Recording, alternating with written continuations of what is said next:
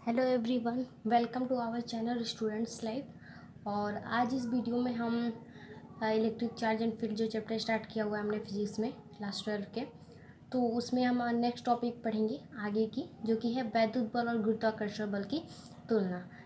वैद्युत बल जो कि आवेशों के बीच लगता है, वो वैद्युत बल इलेक्ट्रिक फोर्स और ग्रेविटेशनल फोर्स जो द्रव्यमानों के बीच लगता है, उनके बीच में आज हम कंपेयर करेंगे। ठीक है, तो चलिए इसको हम स्टार्ट करते हैं। तो इसके लिए हमने एक तरफ वैद्युत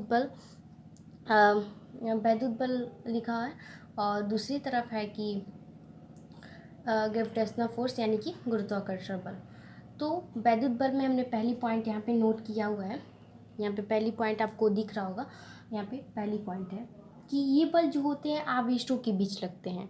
ये बल जो होते हैं आवेशों के बीच लगते हैं, वैद्युत बल इलेक्ट्रिक फोर्स। यानी कि हमने बताया था कि दो आवेशों के बीच बल लगता है और वो आकर्षण और प्रतिकर्षण बल का बल होता है, उसको ही हम वैद्युत बल बोलते हैं। तो ये दो आवेशों मतलब कि ये आवेशों के बीच लगता है।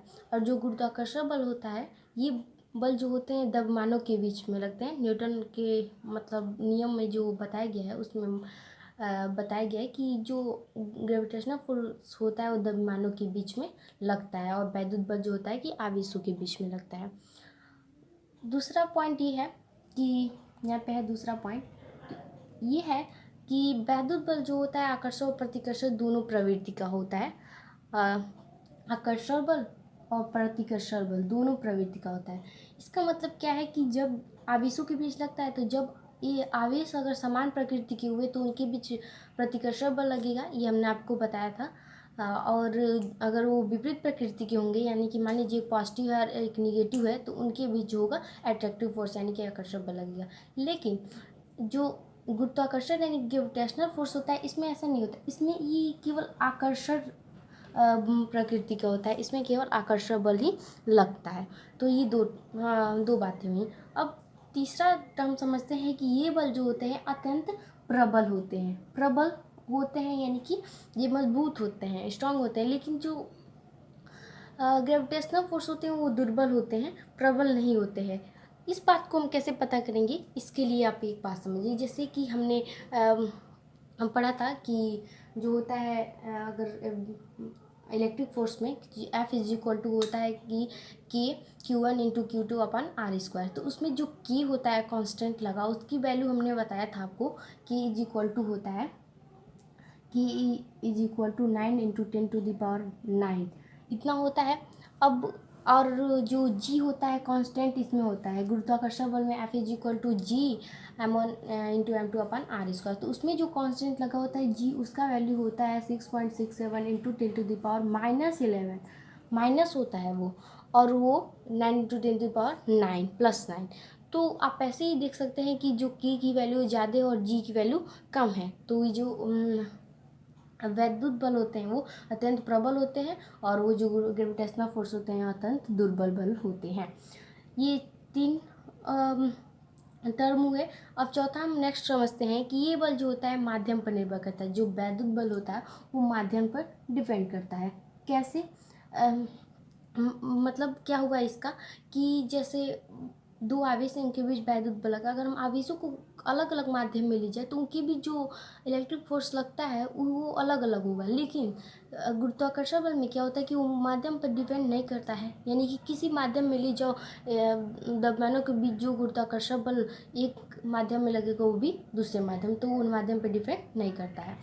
ये चार बातें हुई। अब नेक्स्ट समझ लेते हैं लास्ट जो है, जो वैद्युत बल होता है वो बल 10⁻15 मीटर से कम दूरी के बीच नहीं लगता है। जैसे आवेश हो, अगर उनके बीच की दूरी अगर 10⁻15 से कम है, यहाँ पे हमने लिखा हुआ है, इससे अगर कम हुई तो उनके बीच ये वैद्युत बल नहीं लगेगा। लेकिन जो गुरुत्वाकर्षण बल होता है वो बड़ी से बड़ी दूरी और छोटी से छोटी दूरियों के बीच लगता है। जैसे सूर्य और पृथ्वी के बीच भी ग्रेविटेशनल फोर्स लगता है, तो ये बड़ी से बड़ी दूरी और छोटी से छोटी दूरियों के बीच भी गुरुत्वाकर्षण बल लगता है। तो ये इतने टर्म्स हैं वैद्युत बल और गुरुत्वाकर्षण बल की तुलना करने के लिए। तो आई होप कि आपको ये सब समझ में आया होगा।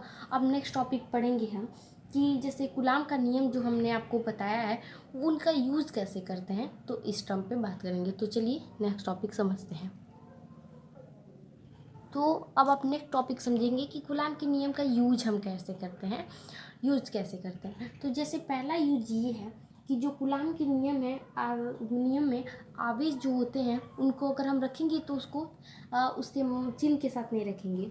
चिन्ह के साथ क्यों नहीं रखेंगे? क्योंकि जो वहाँ पे चिन्ह लगे होते हैं वो बस जो बल की दिशा डायरेक्शन को बस बताने के लिए लगे होते हैं कि बल की डायरेक्शन क्या होगी, इसके लिए बस चिन्ह लगे होते हैं। जैसे मान लीजिए कोई प्लस क्यू आवेश है, जैसे यहाँ पे हम बता रहे हैं कि मान लीजिए कोई प्लस क्यू आवेश है और यहाँ पे एक माइनस क्यू आवेश है, तो यहाँ पे जो हम लगा ये मार्क प्लस क्यू और माइनस क्यू की लगी हुई है, तो इसका सिर्फ मतलब है कि इसकी दिशा क्या होगी। जैसे मान लीजिए जब दो विपरीत आवेश हो तो एक दूसरे को रिपेल करेंगे, तो ये वो बस बल की डायरेक्शन बताने के लिए, इस पे माइनस और प्लस का मतलब बस कि बल की डायरेक्शन, मतलब एक पॉजिटिव है और एक नेगेटिव है तो एक दूसरे को प्रतिकर्षित करेगा, और कोई मतलब नहीं। तो जब हम कूलाम के नियम का जो फार्मूला हमने पढ़ा है उसमें जब वैल्यू पुट करेंगे तो उसमें माइनस या प्लस नहीं रखेंगे, क्योंकि ये केवल डायरेक्शन बताने के लिए। तो ये पहला यूज़ था।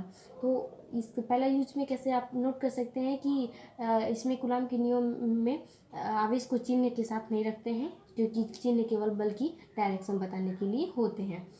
अब नेक्स्ट हम ये समझेंगे हम कि जो अगर मान लीजिए आवेश दिए हों और उनके बीच कितना बल लगेगा ये हमें पता करना हो, तो हम एक फार्मूला है, वो क्या है, दूसरा पॉइंट में आप ये समझेंगे n into N minus one upon two. ये जो फार्मूला है ये बल कितने लगेंगे ये पता करने के लिए। कैसे है कि मान लीजिए कि कोई दो आवेश हैं, आवेश की संख्या है ये एन आवेश की संख्या दी रही है। अगर हमें पता करना हो कि इनके बीच बल कैसे लगे, मान लीजिए दो आवेश हैं तो उनके बीच कितने बल लगेंगे, तो 2 इंटू 2 - 1 अपान 2 अगर हम कर दें तो कितना होगा यहाँ पे 2/2, यानी कि 1 बल लगेगा, एक बल लगेगा। मान लीजिए क्यू प्लस और एक माइनस, इसमें इन्हीं दोनों के बीच बल लगेगा तो एक बल लगेगा। ऐसे ही अगर यहाँ पे 3 रख दें तो 3, यहाँ पे 3 रख दें तो 3 और यहाँ पे 2 बचेगा। तो यहाँ पे अगर हम 3 रख देते हैं और 3 - 1 कर देंगे तो यहाँ पे कितना होगा 6/2, यानी कि 3 बल लगेंगे। कैसे लगेंगे ये आप थोड़ा ध्यान से समझिएगा, क्योंकि मान लीजिए अगर यहाँ पे प्लस क्यू ये मतलब एक कोई आवेश है, यहाँ पे एक कोई आवेश है और यहाँ पे एक कोई आवेश है, तो इनके बीच 3 बल कैसे लगेंगे ये हमने फार्मूले से डिफाइन किया हुआ है। तो 3 आ रहा है तो कैसे ये लगेंगे, एक तो इनके बीच एक बल F1 लगा, ये मान लीजिए F2 लगा और इनके बीच F3 लगा, तो 3 बल लगे कि नहीं। तो ऐसे हम अगर आवेश की संख्या दिया हो तो कितने बल उनके बीच लगेंगे ये हम डिफाइन कर सकते हैं। तो ये दो बातें हैं। अब नेक्स्ट टर्म ये समझिए आप कि दो आवेश है, अगर उनके बीच अगर तीसरा कोई आवेश रख दे तो उन दोनों आवेशों के बीच लगने वाले बल पर कोई प्रभाव नहीं पड़ता। जैसे मान लीजिए Q1 और Q2 दो आवेश हैं, और अगर इनके बीच कोई दूसरा यहाँ पे बीच में कोई और आवेश अगर रख देते हैं तो इनके बीच के बल का प्रभाव कुछ और हो सकता है, इनके बीच के बल का प्रभाव कुछ और हो सकता है। लेकिन ये जो Q प्लस Q माना है हमने और माइनस Q, इनके बीच का जो पहले बल लग रहा था वो भी अब तीसरा आवेश बाद में रखने के बाद भी जो बल पहले लग रहा था वही लगेगा, उसके बीच में कोई प्रभाव नहीं पड़ेगा। तो ये 3 बातें हैं। अब नेक्स्ट टर्म ये है कि किसी आवेश को अगर आधा आधा बांटा जाए तो उन दोनों के बीच का बल अधिकतम होगा। मान लीजिए कोई आवेश है और उनको बांटना है दो भागों में, तो अगर हम उनको आधा आधा बांटें तो उनके बीच जो बल लगेगा वो अधिकतम होगा। कैसे ये समझिए, मान लीजिए Q कोई आवेश है और Q को हमें बांटना है, तो अगर हम Q को Q/2 और Q/2 में अगर हम इसको डिवाइड कर देते तो इनके बीच जो लगने वाला बल होगा अधिकतम होगा। मान लीजिए कोई 4 कूलाम का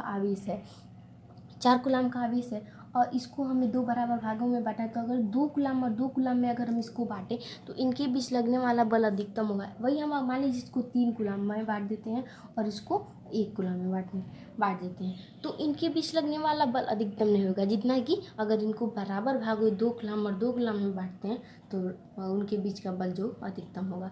तो ये 4 बातें थी, तो आप चाहे इसको नोट भी कर सकते हैं। तो इतने टर्म थे, तो आपको आई होप कि आपको समझ में आया होगा। अब हम ये टर्म समझेंगे कि दो बलों का रिजल्टेंट कैसे निकालते हैं। जैसे दो बलों का परिणामी जब निकालना हो तो ये हम कैसे निकालते हैं, ये अब हम डिफाइन करेंगे। ये जिसके फार्मूले कुछ होते हैं वो हम बताएंगे आपको। तो अब ये नेक्स्ट जो हमारा टॉपिक है ये है कि दो बलों का हम परिणामी यानी कि रिजल्टेंट कैसे निकालेंगे। तो पहला ये है कि अगर दो बल एक ही दिशा में हो लगे, तो मान लीजिए ये F1 एक बल है और F2 भी एक बल है और दोनों एक ही दिशा में, आप देख रहे हैं कि दोनों एक ही दिशा में लगे, तो इसका हम रिजल्टेंट कैसे निकालेंगे। तो अगर हम दोनों बलों को एक दूसरे में जोड़ दें, ऐड कर दें, तो उनका रिजल्टेंट निकल जाएगा। जैसे F=F1 + F2।